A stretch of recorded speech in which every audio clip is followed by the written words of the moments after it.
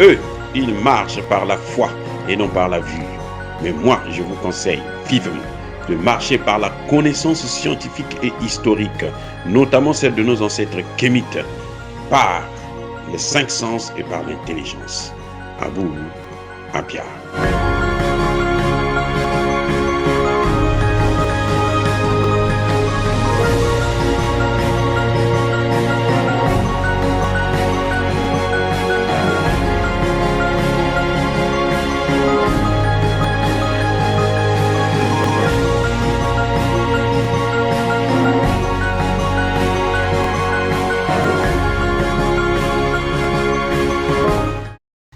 Donc, vous voyez bien ce qui se passe. Il y a la main des Occidentaux là. Ce sont les conséquences de la création de l'Alliance des États du Sahel. Ça ne plaît pas aux Occidentaux. Il faut d'abord punir ceux qui soutiennent ces États qui, demain, probablement, pourront faire allégeance et construire ensemble, se rallier donc à cette alliance-là pour l'unité de l'Afrique. Il faut décourager tous les pays qui veulent faire la même chose. C'est un message clair qui est là des Occidentaux. Ils ont toujours agi comme ça. Ce sont des États terroristes. Je le dis en connaissance de cause. Sergueï Lavrov, le ministre des Affaires étrangères russe, l'a dit à Laurent Fabius.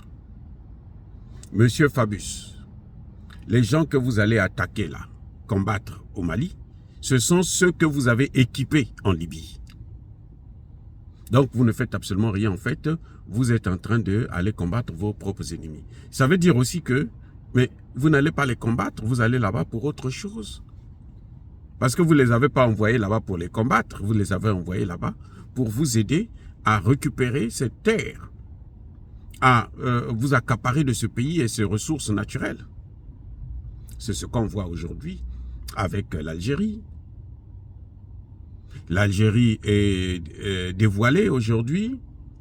Maintenant, on veut utiliser le Maroc pour attirer les pays du Sahel. Au port du Maroc, donc la finalité pour l'accès à l'océan Atlantique, c'est qui est là-bas? Mais les États-Unis, les pays européens, ils ont tous des bases là-bas.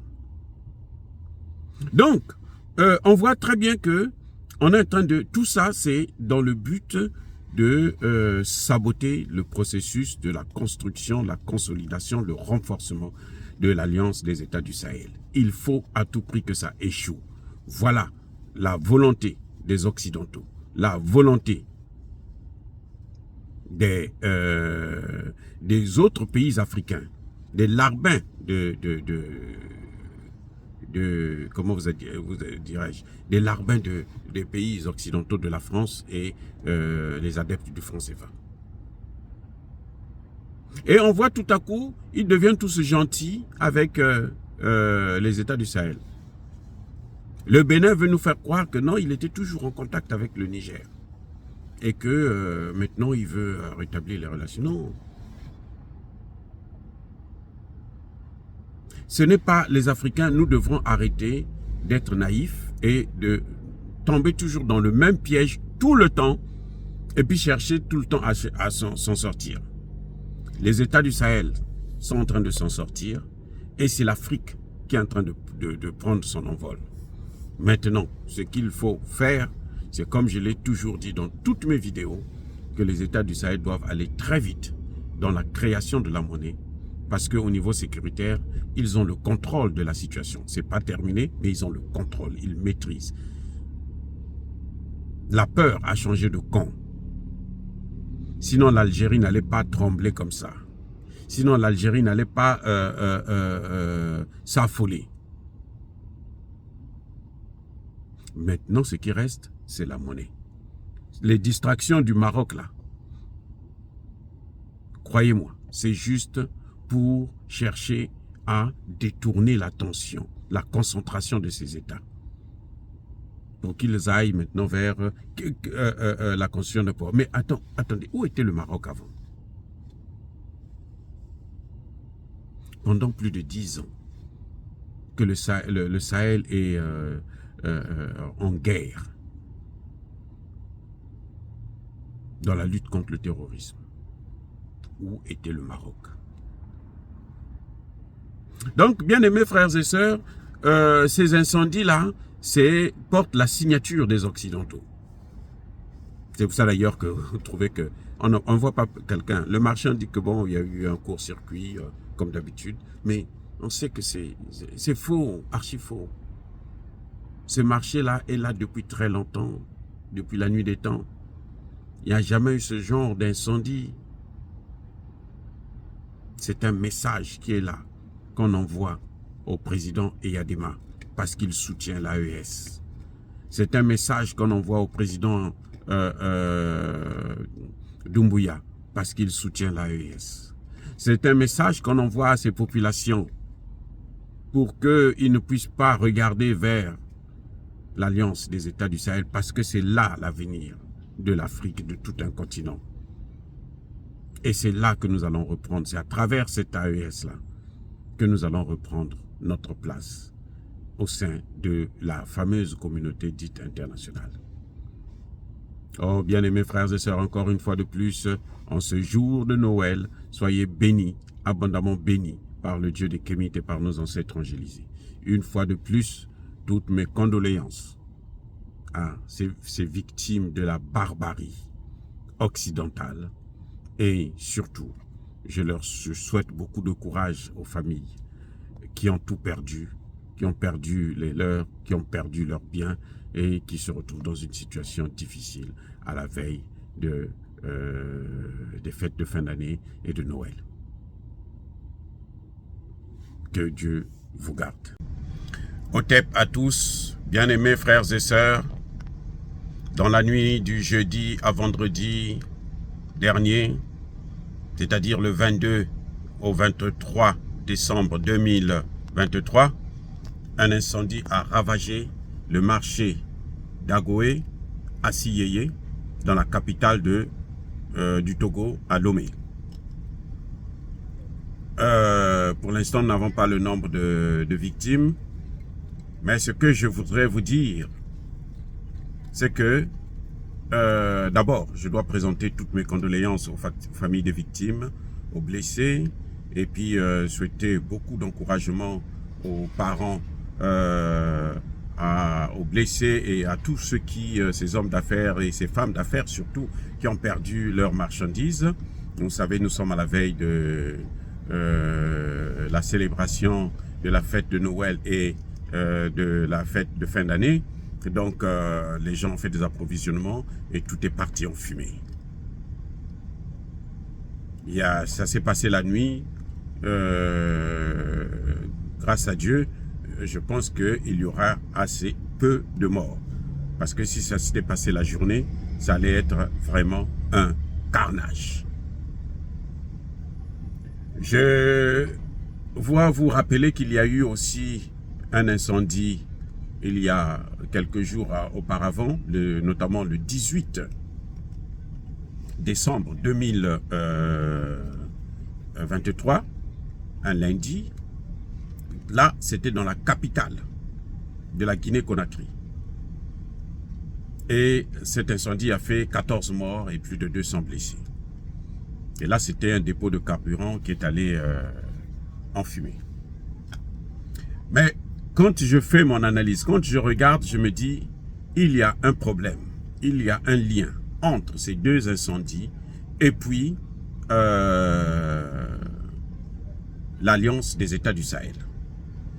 Je ne peux pas vous dire d'ores et déjà, je n'ai pas de preuves à vous donner, mais en regardant de près les choses, l'intervalle du temps, la manière de réaction, on a l'impression que c'est encore l'œuvre des mêmes Occidentaux qui attaquent l'Alliance des États du Sahel à travers ceux qui les soutiennent. Eh oui, c'est pour la première fois qu'il y a ce genre de situation dans ces pays-là, que ce soit en Guinée, que ce soit au Togo. Les deux pays ont un point commun. C'est que les deux pays sont proches des États du Sahel. Les deux pays soutiennent les États du Sahel.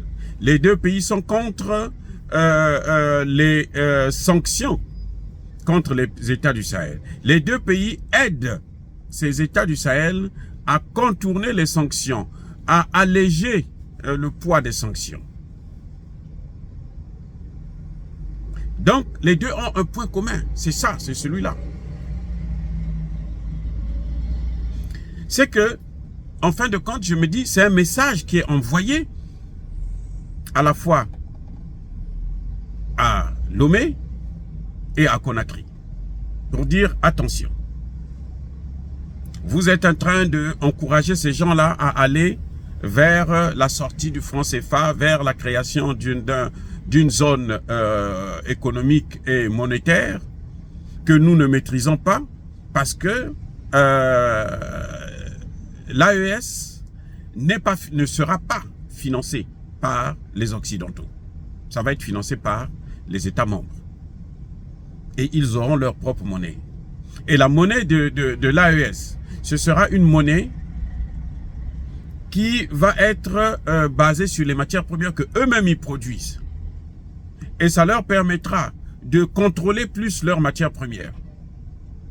Et l'AES dérange non seulement les États-Unis, mais aussi l'Union européenne et surtout la France qui va perdre le franc CFA. Parce que l'Alliance des États du Sahel annonce la mort du franc CFA. Donc vous voyez, là nous avons affaire à un acte terroriste, ce qu'on appelle le terrorisme d'État, où des États occidentaux utilisent la même méthode, hein, les incendies. Eh oui, parce qu'ils ne peuvent pas faire la guerre directement, sinon ce serait trop visible, trop criarde, parce qu'ils n'ont pas de grief pour attaquer ces pays, alors ils utilisent maintenant des éléments hein, pour traumatiser une population, pour voir si la population peut se lever pour chercher à faire tomber ces régimes. Voilà l'enjeu. On a déjà entendu des voix s'élever en Guinée pour dire que il y a carence, manque du pétrole, manque du gaz.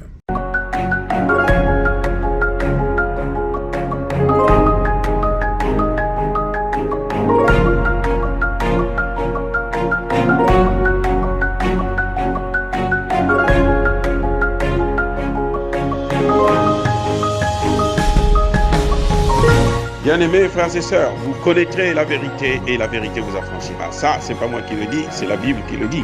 Mais moi, je vous dis mieux. Vous connaîtrez la vérité historique, notamment celle de vos ancêtres kémites, et vous aurez une vision globale de ce que c'est que la vraie souveraineté politique. J'ajoute, vous reviendrez à la spiritualité africaine ancestrale et vous comprendrez les enjeux de l'indépendance économique. Et pour terminer, vous accepterez votre identité culturelle kémite et vous obtiendrez deux choses. La première, c'est la paix. La seconde, c'est le développement, à une condition. L'unité de toute l'Afrique noire, l'unité de tous les Noirs du monde entier.